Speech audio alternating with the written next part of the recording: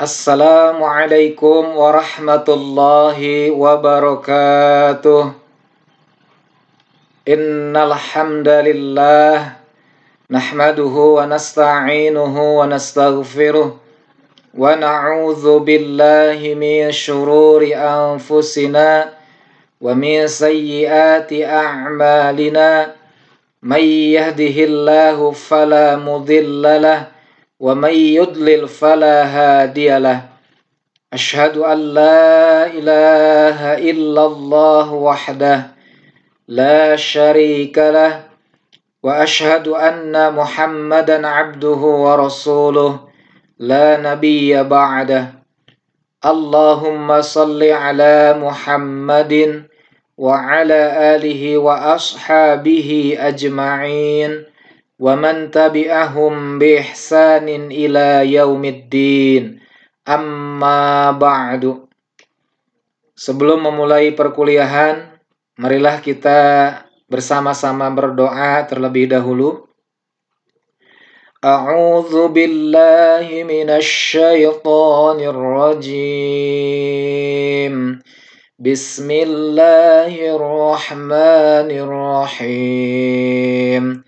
Raditu billahi rabba wa bil islami dina wa bi Muhammadin nabiyyan wa rasula. Rabbi zidni ilma warzuqni fahma. Amin ya rabbal alamin. Kaifa halukum? Alhamdulillahi rabbil alamin. Allah subhanahu wa ta'ala masih memberikan kesempatan dan kesehatan kepada kita. Semoga kita termasuk hamba-hamba Allah yang pandai bersyukur atas anugerah yang Allah berikan. Sebagaimana yang Rasulullah ingatkan, dua kenikmatan yang banyak orang tidak mensyukurinya adalah diantaranya sehat dan juga waktu luang. Mudah-mudahan kita termasuk orang-orang yang pandai bersyukur. Adapun perkuliahan kita pada hari ini akan membahas tentang prinsip dan ajaran Islam dalam ilmu kesehatan atau kebidanan. Adapun sub pembahasan yang ada pada materi prinsip dan ajaran Islam dalam ilmu kesehatan meliputi 3 hal. Yang pertama adalah bagaimana ilmu kesehatan dalam perspektif Islam. Kemudian yang kedua, bagaimana penerapan ilmu kesehatan berbasis sunnatullah dan qadarullah. Dan yang ketiga, ayat-ayat Al-Quran dan atau hadis yang relevan dengan prinsip dan ajaran Islam dalam ilmu kesehatan. Kita awali dari pemahaman dasar bahwa ajaran Islam atau syariat Islam berorientasi untuk melindungi kesehatan manusia dan juga kesempurnaan baik jasmani ataupun ruhani. 2 unsur yang Allah berikan kepada kita yang harus kita jaga secara seimbang. Jangan sampai ada yang lebih dominan dan di sisi yang lain ada yang resesif. Sebagaimana yang Allah sampaikan dalam Al-Quran pada surah Al-Qasas ayat yang ke-26, bahwa pentingnya kita memiliki fisik yang kuat, sehat jasmani juga diseimbangkan dengan sehat ruhaninya. Allah subhanahu wa ta'ala berfirman yang artinya, karena sesungguhnya orang yang paling baik yang kamu ambil untuk bekerja pada kita ialah orang yang kuat lagi dapat dipercaya. Kuat adalah membuktikan bahwa perlu kita mempunyai fisik jasmani yang sehat dan juga kuat. Dan di satu sisi yang lain, kita diingatkan dapat dipercaya berarti adalah sisi rohani kita. Kita menjadi orang yang amanah, orang yang bisa dipercaya. Dalam hadis Rasulullah Shallallahu Alaihi Wasallam bersabda, al-mu'minul qawiyyu khairun, bahwa mukmin yang kuat itu adalah lebih baik, wa habba ilallah, dan lebih dicintai oleh Allah, minal mu'minid dhaif, daripada mukmin yang lemah. Maka ini memberikan motivasi kepada kita bagaimana kita terus menjaga kesehatan lahir dan batin kita, menyeimbangkan kesehatan jasmaniah kita dan juga ruhaninya. Adapun kita mulai dari bagaimana prinsip dan ajaran Islam dalam kesehatan jasmani. Maka setidaknya ada 5 prinsip dan ajaran Islam bagaimana kita bisa menjaga agar sehat secara jasmani. Maka yang pertama adalah kesehatan jasmani yang penting kita perhatikan dalam diri kita adalah terkait hal makanan. Islam membagi 2 jenis makanan. Yang pertama adalah makanan yang diharamkan, dan yang kedua adalah makanan yang halal. Adapun makanan yang diharamkan, Allah Subhanahu wa Ta'ala telah memberikan gambarannya kepada kita di dalam Al-Quran surah Al-Ma'idah ayat yang ketiga. A'udzu billahi minasy syaithanir rajim. Hurrimat 'alaikumul maitatu wad-damu wa lahmul khinzir وَمَا أُهِلَّ لِغَيْرِ اللَّهِ بِهِ وَالْمُنْخَنِقَةُ وَالْمَوْقُوذَةُ وَالْمُتَرَدِّيَةُ وَالنَّطِيحَةُ وَمَا أَكَلَ السَّبُعُ إِلَّا مَا ذَكَّيْتُمْ. Diharamkan bagimu memakan bangkai, darah, daging babi, daging hewan yang disembelih atas nama selain Allah, tercekik, dipukul, jatuh, ditanduk, diterkam binatang buas, kecuali yang sempat kamu sembelih. Itu adalah makanan-makanan yang telah diharamkan oleh Allah Subhanahu wa Ta'ala, sebagaimana termaktub di dalam Al-Quran, surah Al-Ma'idah ayat yang ketiga. Bagaimana kita bisa melihat aspek ilmiahnya? Di antara 6 jenis makanan yang diharamkan oleh Allah Subhanahu wa Ta'ala kepada kita. Yang pertama adalah bangkai. Tentunya kita tahu bahwa di dalam bangkai itu terdapat bibit-bibit penyakit, bakteri-bakteri yang berbahaya bagi kesehatan manusia. Kemudian begitupun dengan darah. Darah berfungsi adalah sebagai perantara yang memindahkan bakteri dari satu organ ke organ yang lain. Maka bisa jadi ketika makanan dalam bentuk darah itu yang mengandung bakteri bisa menjadi perantara pindahnya bakteri ke tubuh kita. Begitupun dengan daging babi. Daging babi mengandung berbagai jenis cacing yang sangat berbahaya, yang justru bisa menyebabkan penyakit trikinosis. Kemudian hewan yang tercekik. Ketika tercekik kematiannya, maka prosesnya adalah terjadi pembekuan karbon dioksida dalam tubuhnya, akan meracuni karena terhalangnya oksigen ke paru-paru. Kemudian yang kelima, hewan yang diharamkan oleh Allah kepada kita untuk memakannya adalah hewan yang mati karena dipukul, jatuh dan juga ditanduk.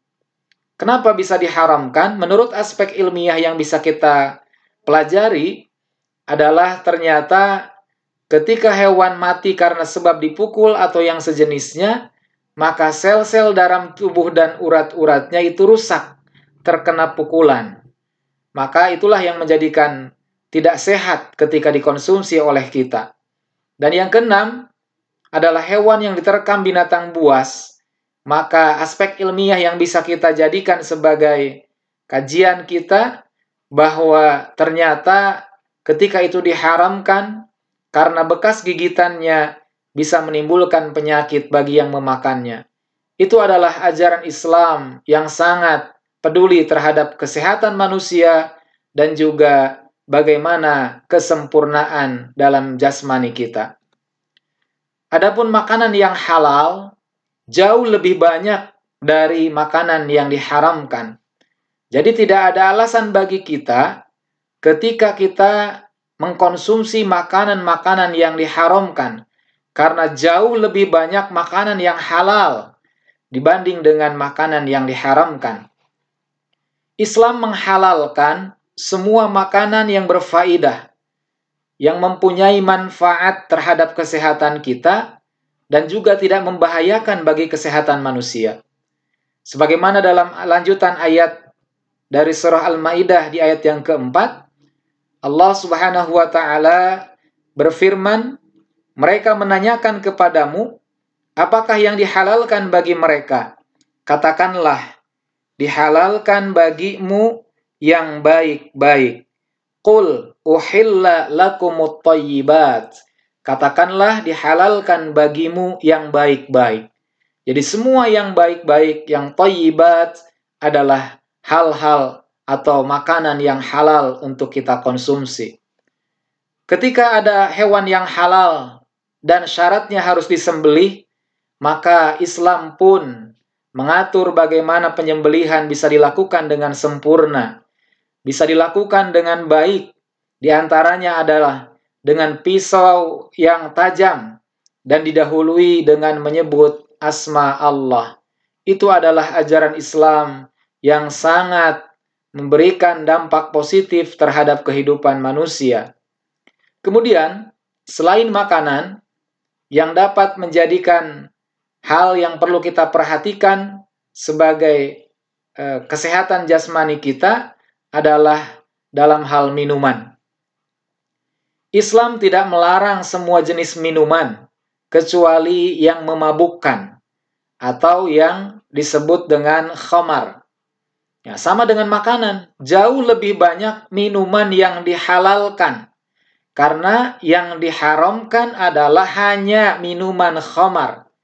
Jadi tidak ada alasan bagi umat Islam yang beriman kepada Allah dan beriman kepada hari akhir, kemudian mereka masih melakukan meminum minuman yang diharamkan, yaitu minuman khamar atau minuman keras. Sebagaimana dalam hadis Rasulullah Shallallahu Alaihi Wasallam yang diriwayatkan oleh Imam Muslim, bahwa setiap sesuatu yang memabukkan adalah haram dan setiap khamar adalah haram. Maka disitulah Islam mengajarkan kepada kita bahwa tidak melarang semua jenis minuman kecuali yang memabukkan atau yang disebut dengan khamar. Kita coba untuk mengungkap aspek ilmiahnya, bahwa ternyata dalam khamar mengandung alkohol yang masuk ke dalam darah, seseorang akan kehilangan self-control, kehilangan kontrol dirinya, kehilangan kontrol sarafnya, pusat saraf yang tertinggi menjadi kosong dan justru tidak mampu menerima respons. Itu adalah hal yang diakibatkan dari alkohol ketika kita konsumsi melalui minuman khamar tersebut. Kemudian juga pengaruh dari khamar itu bisa berpengaruh terhadap kepribadian, akan menjadikan lemah semangat dan menghilangkan konsentrasinya. Sebagaimana yang Allah firmankan dalam Al-Quran surah An-Nisa ayat ke-43. Hai orang-orang yang beriman, janganlah kamu salat sedang kamu dalam keadaan mabuk, sehingga kamu mengerti apa yang kamu ucapkan. Disitulah pengaruh khamar bisa melemahkan semangat kita untuk beribadah dan bisa menghilangkan konsentrasi atau fokus kita. Tidak mengerti apa yang keluar dari lisannya pada saat mabuk. Kemudian juga aspek ilmiah lainnya, bahwa dalam alkohol itu mempunyai pengaruh buruk terhadap limfa. Akan menyebabkan denyut jantung bertambah 10 kali per menit, sehingga mempercepat daya kerja syaraf dalam limfa. Jadi tidak terjadi keseimbangan. Dan juga bisa mengakibatkan kekurangan vitamin dalam tubuh kita, terutama vitamin B dan vitamin C. Adapun prinsip dan ajaran Islam dalam kesehatan jasmani yang ketiga adalah terkait dengan natalitas atau kelahiran manusia. Allah Subhanahu wa taala berfirman dalam Al-Qur'an surah Al-Waqiah ayat yang ke-57 sampai 59 bahwa Allah menyatakan, "Kami telah menciptakan kamu, maka mengapa kamu tidak membenarkan? Adakah kamu perhatikan nutfah yang kamu pancarkan? Kamukah yang menciptakannya, ataukah kami yang menciptakannya?"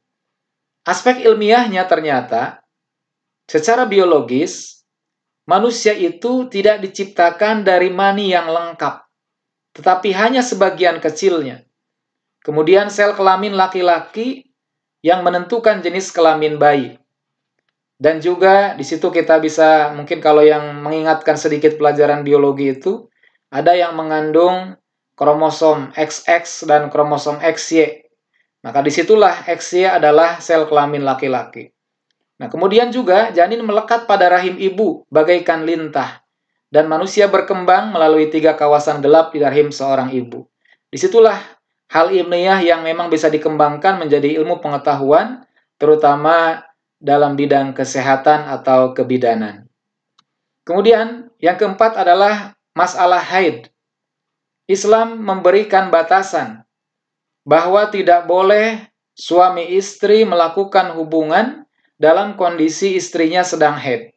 Dalam Al-Quran di surah Al-Baqarah ayat 222, Allah melarang, "Janganlah kamu mendekati mereka sebelum mereka suci."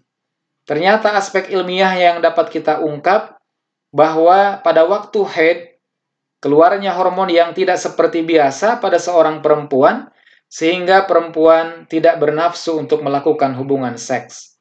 Begitu juga dengan alat-alat tertentu, seperti rahim dalam kondisi menahan.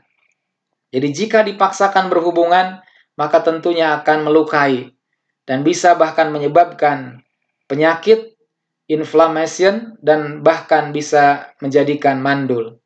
Dan begitu pun dengan dampak bagi laki-lakinya, juga bisa mengakibatkan penyakit, sebab darah haid itu adalah darah kotor yang merupakan sarangnya bakteri.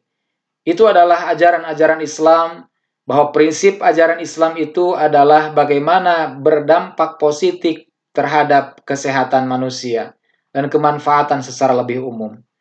Dan yang terakhir terkait dengan kesehatan jasmani adalah anjuran Islam untuk memotong kuku, membersihkan kuku dan juga memotongnya. Sebagaimana dalam sabda Nabi SAW, "Potonglah kuku-kukumu, sesungguhnya setan itu duduk bersembunyi pada kuku yang panjang." Jadi ini menjadi ingatan terutama anak-anak sekarang yang suka memanjangkan kukunya. Tolong diperhatikan bahwa salah satu prinsip dan ajaran Islam dalam kesehatan jasmani, maka sunnahnya setiap hari Jumat itu untuk memotong kukunya. Karena pada saat kukunya tidak dipotong, maka setan akan bersembunyi pada kuku yang panjang. Setan yang dimaksud adalah bisa dimaknai bakteri ataupun kuman, yang mana bakteri dan kuman bisa berpindah melalui tangan, menyebabkan penyakit tifoid, disentri, dan juga gastritis. Intinya adalah semua ajaran Islam pada prinsipnya adalah hal-hal yang berdampak positif buat manusia. Itu adalah terkait dengan prinsip dan ajaran Islam dalam kesehatan jasmani. Adapun yang kedua, prinsip dan ajaran Islam dalam kesehatan ruhani ada dibatasi menjadi 3 aspek. Yang pertama adalah kesehatan mental. Kesehatan mental itu adalah suatu keadaan jiwa seseorang ketika merasa ikhlas, merasa rela, merasa tulus, dan hatinya merasa tentram ketika ia berbuat atau melakukan akhlak perbuatan-perbuatan yang baik atau akhlak yang mulia. Jadi ketika itu dilakukan dengan perasaan ikhlas dalam melakukan kebaikan, maka disitulah mental dalam kondisi sehat. Maka kesehatan mental ini identik dengan ibadah. atau pengabdian seorang hamba kepada Allah Subhanahu wa taala. Sehingga yang diharapkan dari ibadahnya akan mampu mendapatkan jiwa yang tenang. An-nafsul mutmainnah. Tentunya jiwa yang tenang itu adalah jiwa yang dibangun dengan fondasi iman yang sempurna.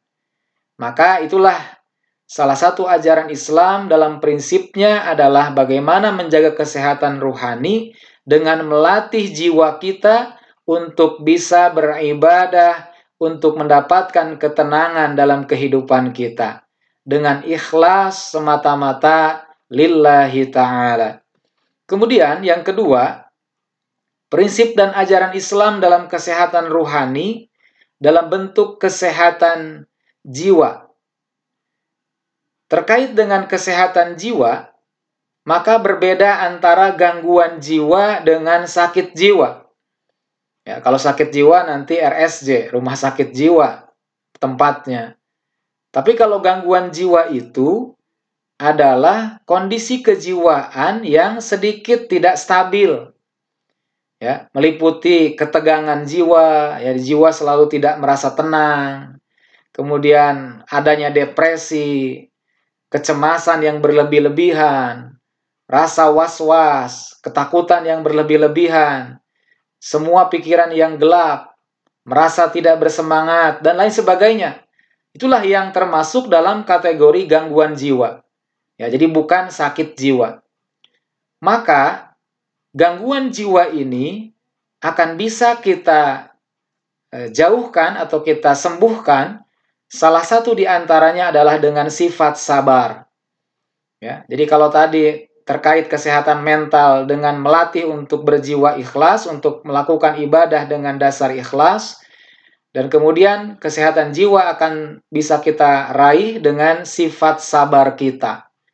Sabar dalam menghadapi kesulitan hidup. Sabar dalam menghadapi semua musibah yang dia yakini bahwa setiap musibah yang menimpanya adalah sebagai cobaan dan ketentuan takdir dari Allah Subhanahu wa taala.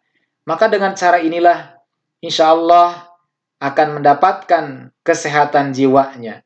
Akan terjaga kesehatan jiwanya karena selalu berhusnuzon kepada Allah Subhanahu wa taala.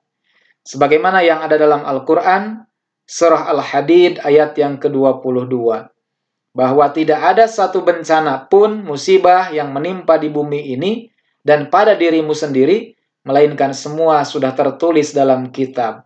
Disinilah keyakinan yang harus kita bangun, kembalikan semua persoalan kepada Allah, dan kita sikapi dengan sabar dalam menjalani kehidupan. Kemudian yang ketiga, dalam menjaga kesehatan ruhani adalah dalam bentuk kesehatan hati. Ya, jadi tadi mental, kemudian jiwa, dan hati. Islam sangat menganjurkan agar hati kita mendapatkan atau selalu sehat, maka harus membangun prasangka baik. Dalam istilah lain disebut dengan husnuzon, berbaik sangka kepada orang lain, tidak mengotori hati dengan penyakit-penyakit hati. Di antara penyakit hati yang bisa menjadikan kita terganggu atau sehat rohani kita tidak terjadi, maka di antaranya paling tidak yang pertama adalah penyakit hati yang berupa munafik. Jadi munafik ini adalah sebuah penyakit hati di mana antara lahir dan batinnya tidak sesuai. Jadi secara lahiriah dia mengamalkan sesuatu kebaikan, tapi di batinnya tidak. Ya, jadi kelihatannya dia melakukan katakanlah kewajiban-kewajiban dalam beragama, tapi batinnya tidak meyakini. Maka disinilah tanda sebagaimana yang Rasulullah sampaikan, di antara tanda-tanda orang-orang yang munafik, ada 3 tandanya. Yang mungkin ini menjadi koreksi kepada kita semua. Ayatul munafikin, tanda-tanda orang munafik, salasun, ada 3. Yang pertama adalah idza ahdatsa kadzaba. Apabila dia berkata, apabila dia berbicara, dia selalu berdusta. Maka mari kita benahi, mari kita pelihara diri kita dari perbuatan dusta atau kebohongan. Kita jujur terhadap diri kita dan jujur terhadap orang lain.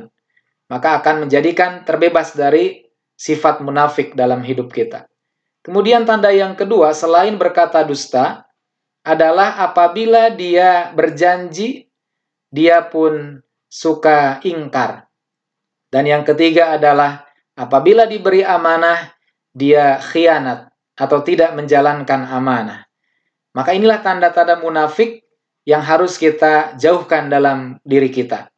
Kemudian yang kedua, penyakit hati yang lain adalah ujub. Ujub itu adalah merasa diri paling segalanya. Jadi bangga diri yang berlebih-lebihan. Ya, saya adalah yang terhebat. Saya adalah yang sholatnya terkhusyuk. Saya adalah yang ibadahnya top. Ini adalah harus kita koreksi, jangan sampai menjadi ujub. Percaya diri itu harus, tapi jangan sampai bangga diri. Kemudian yang ketiga, penyakit hati berikutnya adalah riya dan sum'ah. Kalau riya adalah ingin dilihat, ro'a. Jadi amal yang dia lakukan karena didorong oleh keinginan agar terlihat orang lain, bukan karena Allah, maka disitulah ada riya. Dan juga kalau sum'ah adalah amal yang dilakukan karena ingin didengar, ingin dipuji oleh orang lain, maka disinilah ada sum'ah, suka dipuji. Maka mari kita pelihara rohani kita melalui kesehatan hati kita, membebaskan dari penyakit riya dan sum'ah. Kemudian adalah takabbur, sombong. Biasanya sombong ini atau takabur ini adalah ada kaitan dengan ujub. Ketika merasa bangga diri yang paling hebat, maka kemudian muncul merendahkan orang lain. Maka disinilah takabur. Jadi sombong itu pada posisi dia merasa lebih dan kemudian yang lain adalah direndahkan. Maka di sini adalah rasa takabur. Dan kemudian kikir dan juga kerakus. Tidak mau berbagi, tidak suka memberi. Maka disinilah yang Allah ingatkan di surah Al-Ma'un yang menjadi spirit dalam persyarikatan Muhammadiyah adalah bagaimana pendusta agama itu adalah ciri-cirinya yang disebutkan di dalam surah Al-Ma'un. Dan salah satu di antaranya, selain berbuat riya, juga enggan untuk memberi atau enggan untuk berbagi barang-barang yang berguna. Dan yang keenam adalah di antara penyakit hati yang bisa menyebabkan sakitnya rohani kita adalah hasud dan iri hati. Merasa dengki dengan kebaikan yang diterima orang lain. Maka hal ini adalah kedengkian atau hasud namanya. Maka kita pun selalu berlindung kepada Allah. Di dalam surah Al-Falaq, salah satunya berlindung dari orang-orang yang dengki, hasidin, idza hasad, apabila mereka dengki. Maka inilah pengingat kepada kita bagaimana prinsip dan ajaran Islam dalam menjaga kesehatan ruhani. Adapun spesialisasi kesehatan kebidanan, prinsip dan ajarannya di dalam Islam diantaranya adalah yang pertama, memberikan pelayanan asuhan kebidanan sesuai dengan standar profesi dan etika kesehatan Islam. Jadi harus kedua-duanya dijaga. Jangan sampai sesuai dengan standar profesi, tapi katakanlah tidak sesuai dengan etika kesehatan Islam. Jadi dua sisi yang harus selalu dijaga, memberikan pelayanan asuhan kebidanan sesuai dengan keduanya. Kemudian, di antara prinsip dan ajaran Islam dalam kesehatan kebidanan juga tidak menceritakan aib kepada selain keluarga pasien. Jadi pada saat menolong persalinan, mendapati ada aib atau kekurangan-kekurangan, maka tidak boleh untuk diumbar, diceritakan kepada orang yang tidak punya kepentingan, kecuali apabila dimintai keterangan oleh pihak yang berwajib. Kemudian juga penting untuk diperhatikan sebagai tenaga medis khususnya di bidang kebidanan, maka perlu memberikan informasi yang akurat tentang tindakan apa yang akan dilakukan plus apa resiko. Ya, jadi tidak boleh ada yang disembunyikan. Misalkan ketika ada yang katakanlah mau menggunakan kontrasepsi sebagai pilihan dalam ber-KB, maka sampaikanlah informasi secara akurat dan selengkap-lengkapnya. Jadi mulai dengan cara A, B, C, semua itu adalah harus disampaikan secara akurat sesuai dengan kebenarannya. Plus ataupun disertai juga dengan resikonya. Kemudian penting untuk bersikap hati-hati dalam mengambil tindakan, dalam memberikan pelayanan. Jadi tidak boleh secara tergesa-gesa atau bahkan ketika melakukan tindakan tidak meminta persetujuan terlebih dahulu kepada keluarga pasien. Maka ini adalah termasuk dari sikap hati-hati kita. Dalam agama disebut dengan sikap waro, ya, sikap hati-hati. Kemudian penting untuk kita tahu dalam prinsip dan ajaran Islam dalam kesehatan kebidanan, juga seorang tenaga medis khususnya bidan harus memberikan bimbingan dan motivasi kepada calon ibu untuk bisa menjaga kandungannya. Ya, bukan sebaliknya, dibuat stres, tapi justru bagaimana dimotivasi, kemudian dibimbing, sehingga bisa menjaga dirinya dan juga yang ada dalam kandungannya. Ya, itu adalah gambaran bimbingan yang diperlukan. Kemudian juga ketika sudah proses persalinan, maka dimotivasi lagi kepada ibu tersebut agar bisa menyempurnakan, memberikan ASI-nya sampai dengan 2 tahun kepada bayinya. Nah, itu adalah gambaran prinsip dalam ajaran Islam yang perlu diperhatikan sebagai tenaga kebidanan. Kemudian juga memberikan kesempatan kepada pasien untuk menjalankan ibadah. Ya, jadi pada saat menunggu misalkan proses persalinan yang belum atau masih lama waktunya, sementara sudah masuk waktu sholat, maka berikanlah kesempatan kepada pasien untuk menjalankan ibadah sesuai dengan keyakinannya tentunya.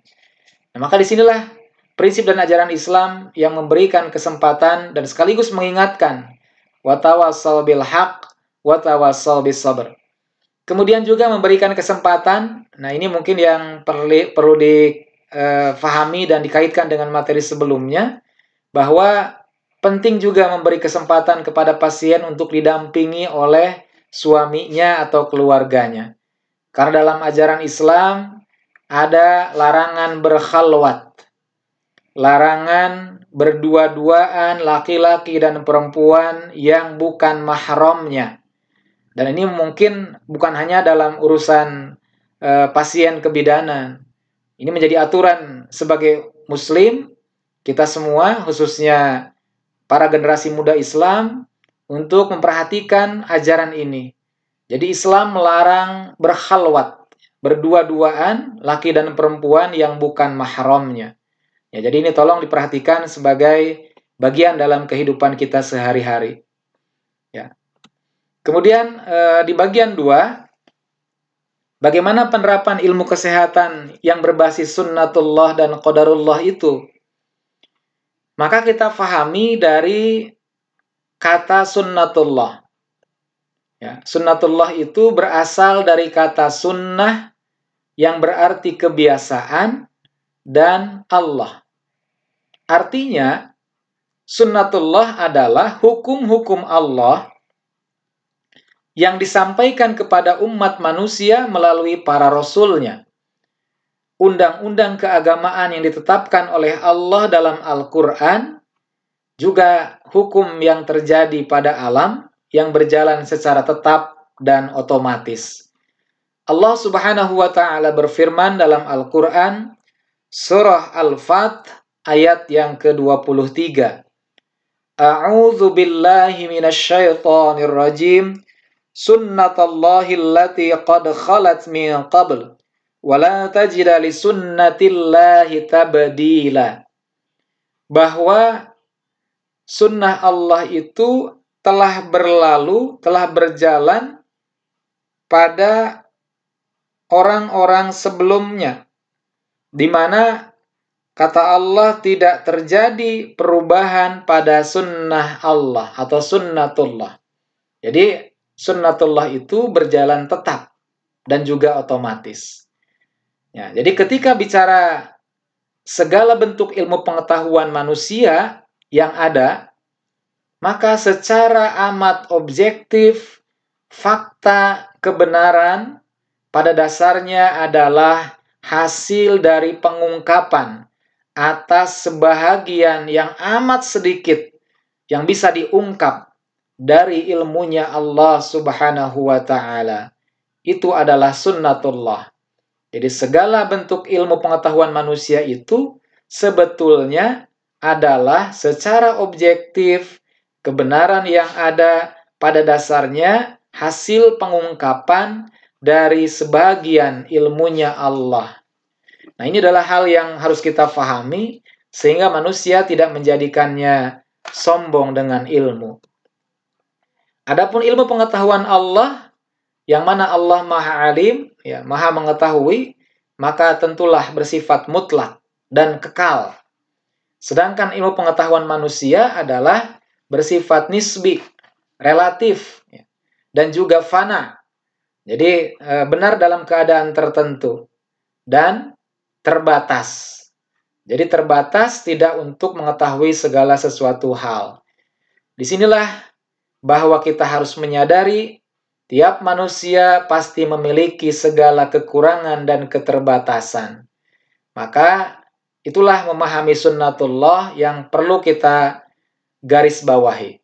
Jadi penerapan ilmu kesehatan berbasis sunnatullah itu adalah hukum sunnatullah atau hukum-hukum Allah itu bersifat kausalitas, sebab akibat. Jadi manusia sebagai makhluk yang Allah berikan akal fikiran, maka berupaya mencari sebab-sebab dari setiap kejadian, mengungkap kebenaran-kebenaran dari ilmu Allah Subhanahu wa Ta'ala, dan kemudian menjadi ilmu yang difahami oleh manusia dengan memahami akar dan sumber akibat setiap kejadian. Maka disinilah penerapan ilmu kesehatan berbasis sunnatullah yang dimaksud adalah manusia diberikan kebebasan untuk berikhtiar. Ya, jadi ketika ingin mendapatkan kesehatan dalam penerapannya harus disertai ikhtiar yang maksimal. Ya, jadi Allah memberikan akal fikiran kepada kita untuk digunakan dalam ikhtiar, mencari sebab-sebab dari sunnatullah itu. Sehingga umat Islam didorong oleh Allah dalam Al-Quran untuk menjadi ulul absar, ulul albab, ulun nuha, yang dalam terjemahan diartikan adalah orang-orang yang berakal. Disinilah pentingnya penerapan ilmu kesehatan yang berbasis sunnatullah. Nah, adapun sunnatullah bersifat fitrah. Ya, jadi mekanisme yang ada di alam ini sudah berjalan sebagaimana sunnatullah. Sunnatullah yang bersifat fitrah ini maka menjadi pedoman manusia dalam menjalankan tugasnya di muka bumi ini. Ada dua tugas manusia yang harus tetap bisa dilaksanakan dengan sebaik-baiknya, dengan sempurna. Di antaranya adalah tugas yang pertama sebagai abdun, hamba Allah, beribadah kepada Allah. Dan yang kedua adalah sebagai khalifah, sebagai khalifatullah, sebagai wakil Allah, mengelola alam semesta ini. Maka sunnatullah yang bersifat fitrah ini menjadi pedomannya dalam menjalankan dua tugas manusia itu sehingga bisa mewujudkan kemaslahatan dalam kehidupan dan bisa menjauhkan dari segala hal yang mafsadat yang bisa merusak baik kehidupan manusia atau bahkan kehidupan alam ini. Nah, disinilah sunnatullah tidak ada perubahan dalam ketetapannya sebagaimana yang ada dalam Al-Quran di surah Al-Ahzab ayat 62 yang kalimatnya sama dengan yang sebelumnya, walang tajida lisunnatillahi tabdila. Tidak ada perubahan terhadap sunnah Allah atau hukum-hukum Allah. Adapun penerapan ilmu kesehatan yang berbasis qadarullah, qadar itu yang biasa kita gunakan dalam sehari-hari kita dengan menyebut takdir. Ya, jadi takdir atau qadar itu adalah perkara yang telah diketahui dan ditentukan oleh Allah. Sudah dituliskan oleh Allah melalui al-qalam, melalui pena. Dari segala sesuatunya yang akan terjadi sampai akhir zaman. Sehingga Rasulullah SAW dalam salah satu sabdanya menjadikan parameter dari keimanan seseorang adalah diantaranya beriman kepada takdir atau beriman kepada qadar. Rasulullah SAW bersabda, tidak beriman seseorang hingga dia beriman kepada qadar, baik dan buruknya dari Allah. Dan hingga ia yakin bahwa apa yang menimpanya tidak akan luput darinya. Dan sebaliknya apa yang luput darinya tidak akan menimpanya. Disinilah keimanan kepada takdir, keimanan kepada qadar, baik ataupun buruknya, semua datang dari Allah. Jadi ilmu kesehatan berbasis qadarullah adalah keyakinan yang mantap bahwa segala hal yang sudah diikhtiarkan oleh manusia tentunya kembali kepada ketentuan Allah. Qadarullah, takdir Allah, baik adalah yang bersifat kebaikan atau takdir baik ataupun dalam bentuk takdir yang buruk. Semuanya adalah ketentuan dari Allah Subhanahu wa ta'ala. Itu adalah qadarullah. Allah menciptakan segala sesuatu, menetapkan ukurannya. Faqaddarahu taqdira.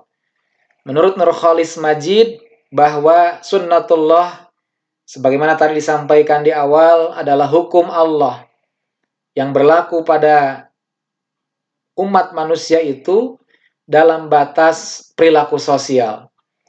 Sedangkan kalau yang bersifat alam, maka disebutnya takdirullah atau qadarullah. Beliau memberikan contoh ketika gravitasi bumi, ya, jadi gaya gravitasi bumi, gaya tarik bumi, itu adalah lebih cocok disebutnya dengan takdirullah, kata beliau, Nurkhalis Majid. Nah, oleh karenanya terkait dengan upaya pencegahan COVID-19 yang saat ini dilakukan oleh semua pihak, bukanlah dalam rangka melawan takdir, namun dalam rangka berpindah dari satu takdir Allah kepada takdir lainnya.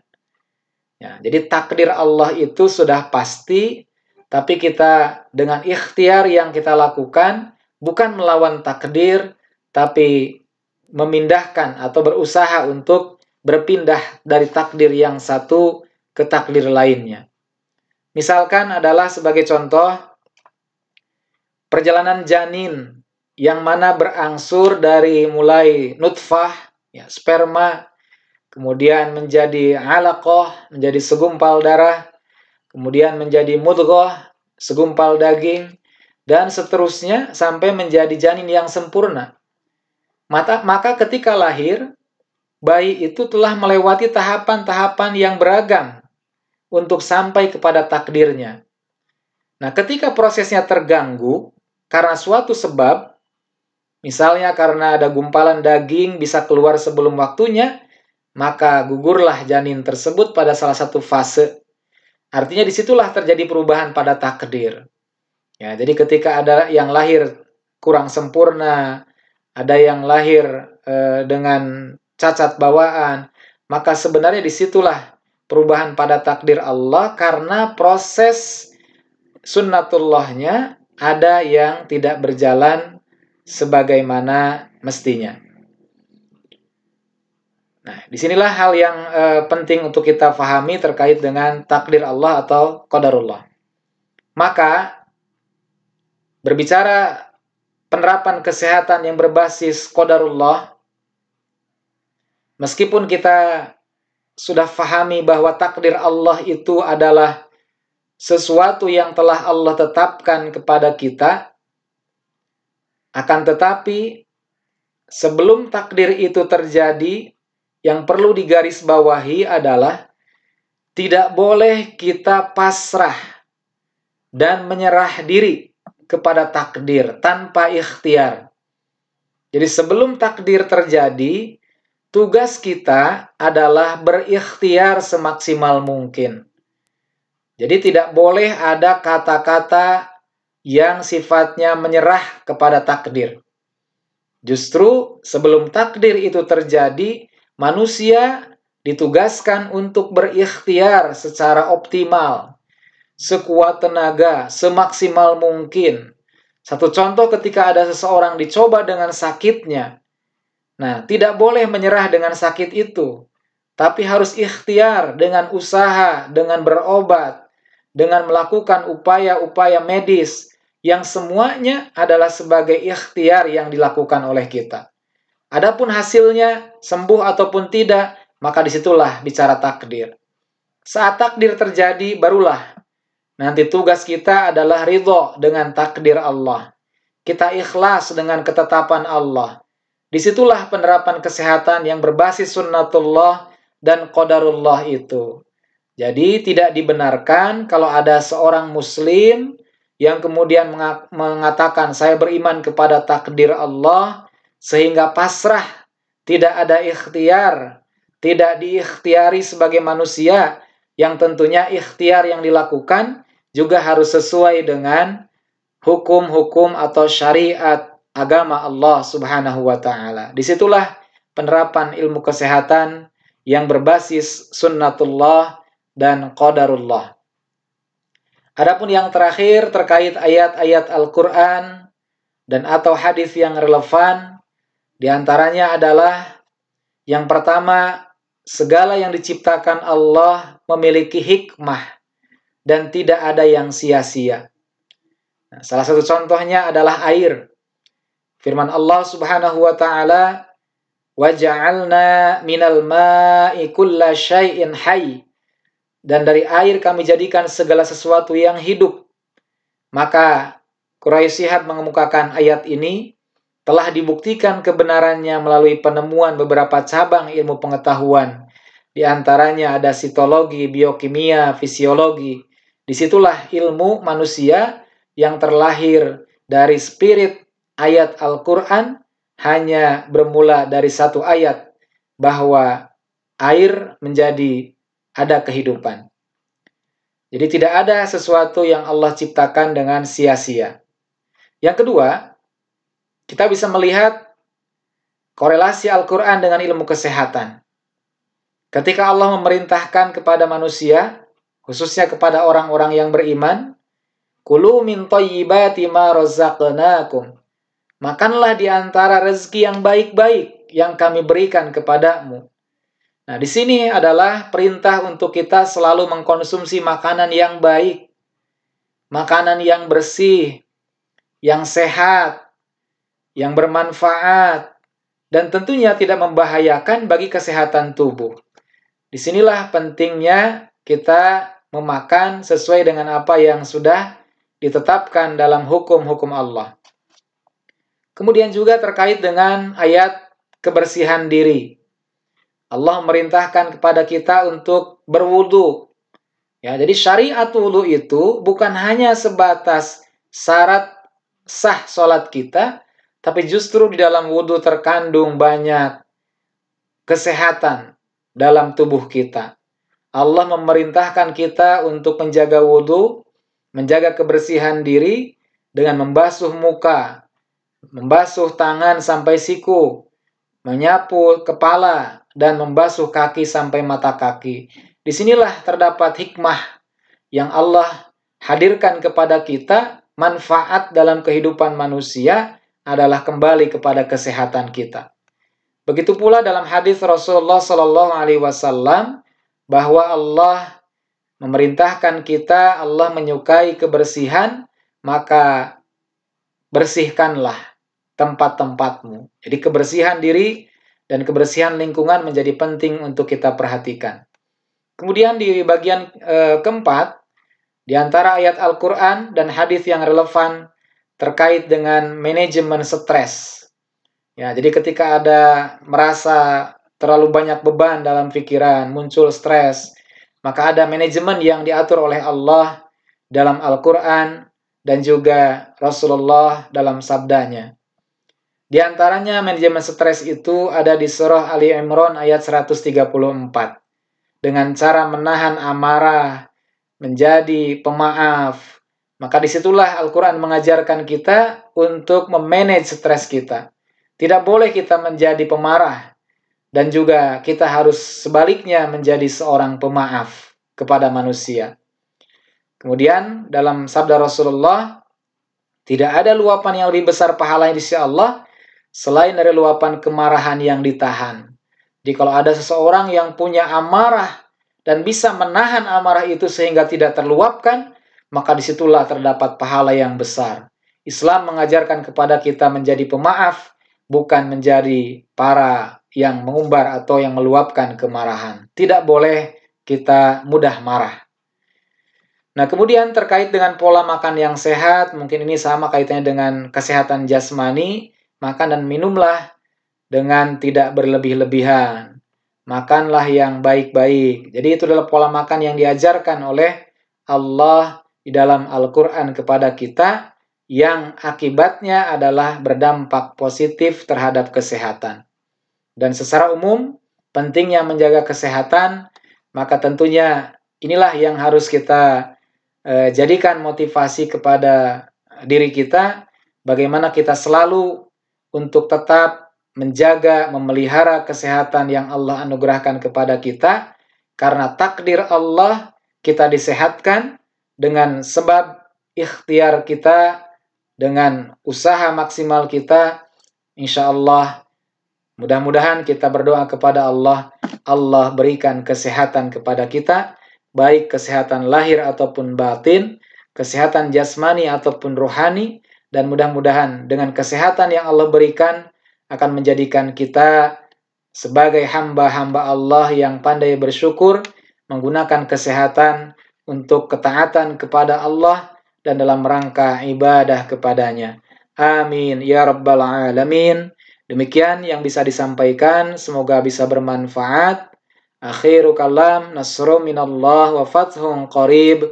Wassalamualaikum warahmatullahi wabarakatuh.